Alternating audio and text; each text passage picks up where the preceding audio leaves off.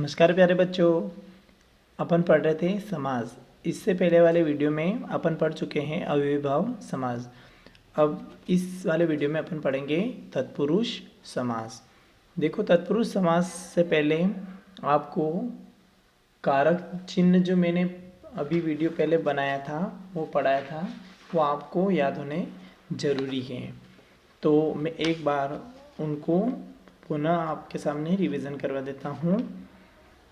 कारक में 8 कारक हैं: प्रथमा, द्वितीया, तृतीया, चतुर्थी, पंचमी, षष्ठी, सप्तमी और संबोधन।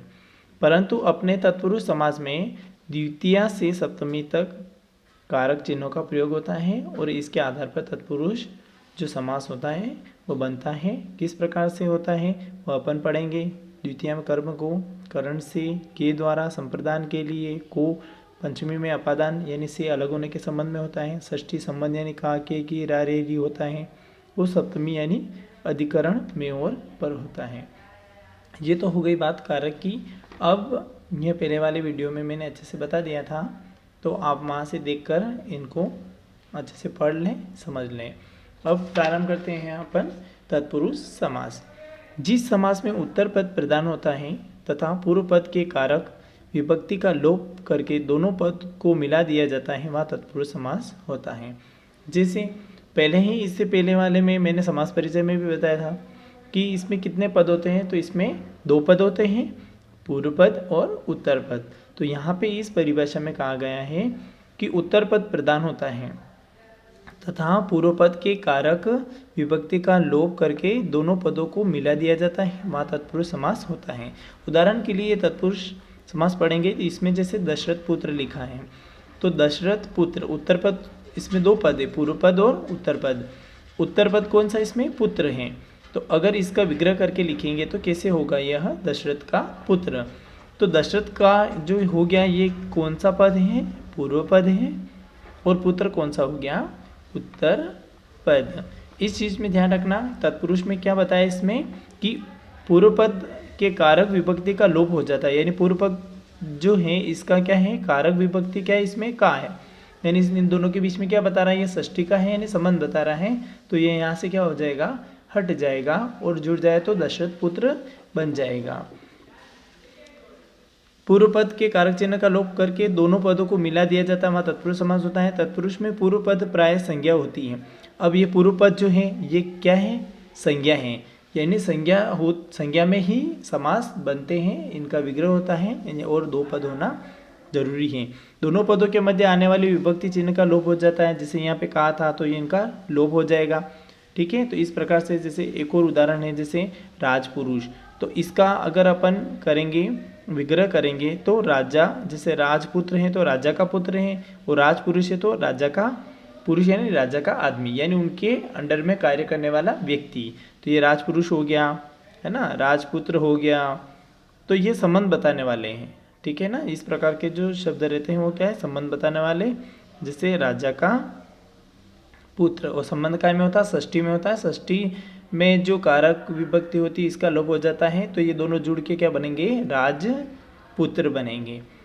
ठीक है, राजा का पुत्र यानी राजपुत्र। तो इस प्रकार से यह होगा, तत्पुरुष होगा। इस प्रकार से इनका लोप होगा, यानी इसमें उत्तर पद की प्रधानता है और पूर्व पद में जो कारक विभक्ति होती है उसका लोप हो जाता है और नया शब्द बनता है, नया पद बन जाता है। तो इस प्रकार से अपन इसको पढ़ेंगे।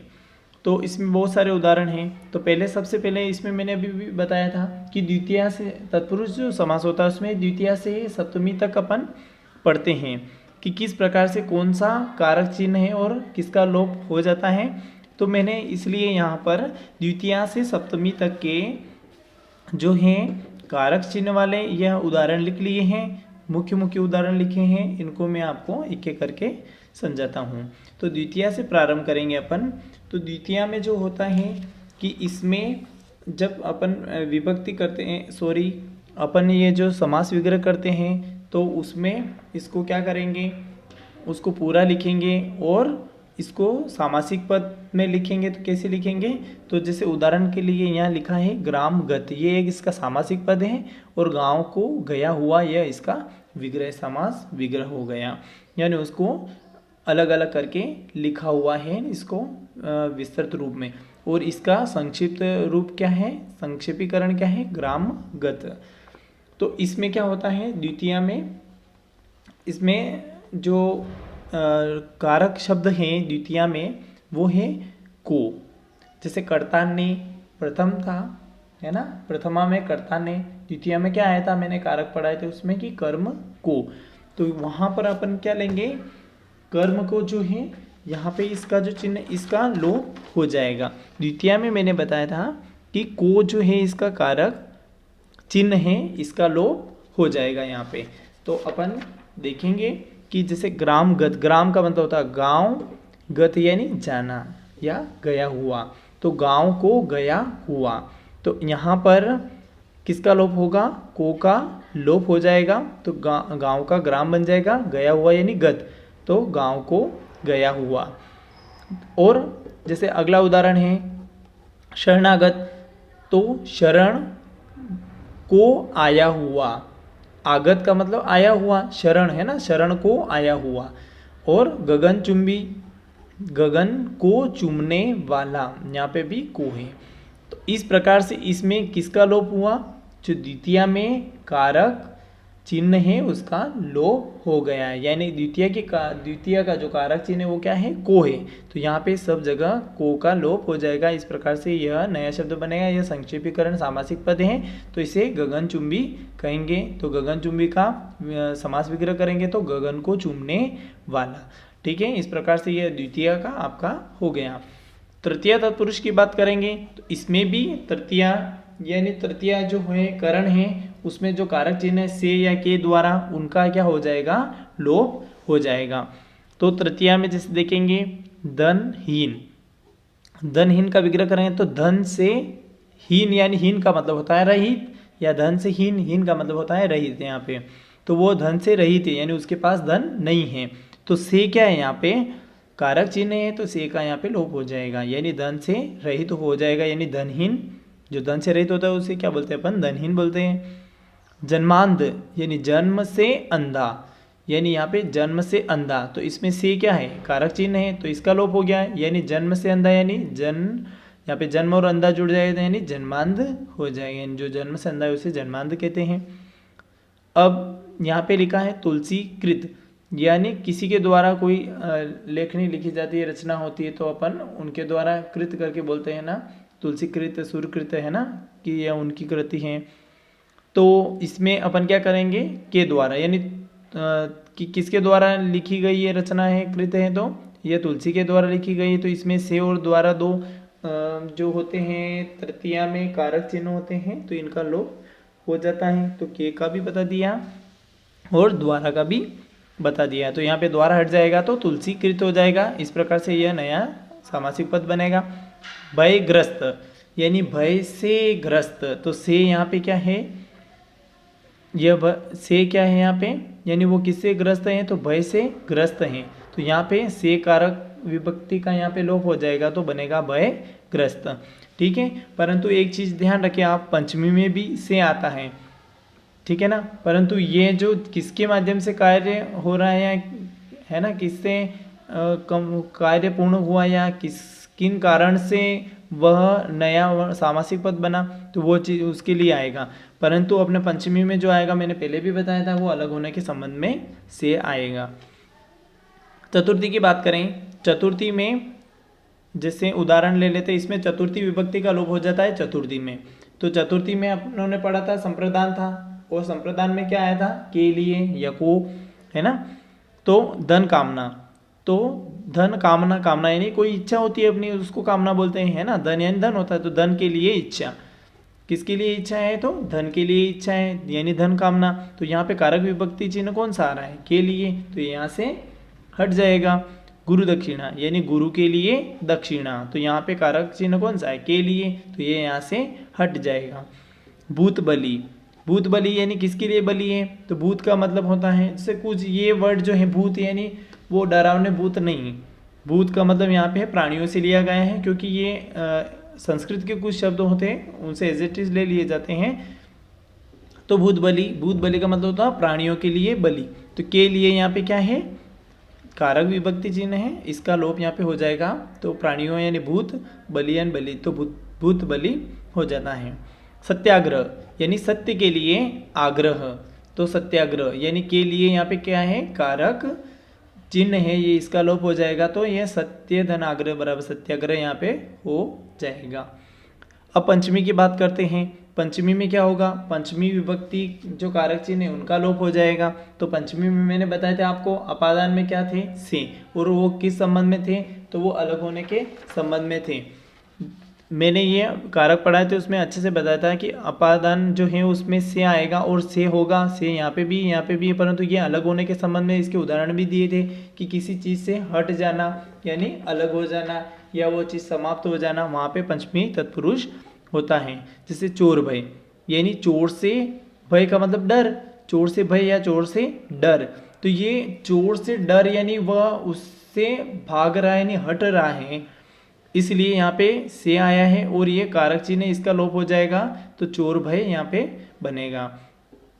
वृक्ष पतित यानी वृक्ष से, वृक्ष का मतलब वृक्ष, पतित यानी गिरा हुआ या गिरना, तो वृक्ष से गिरा हुआ।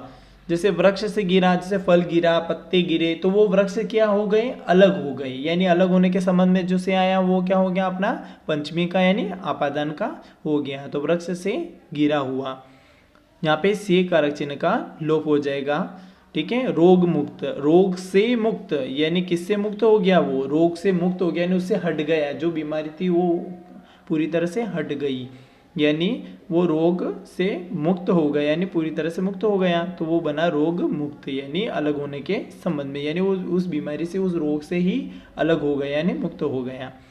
बंधन मुक्त यानी बंधन में बंधना है और उसका उल्टा है बंधन मुक्त यानी बंधन से मुक्त।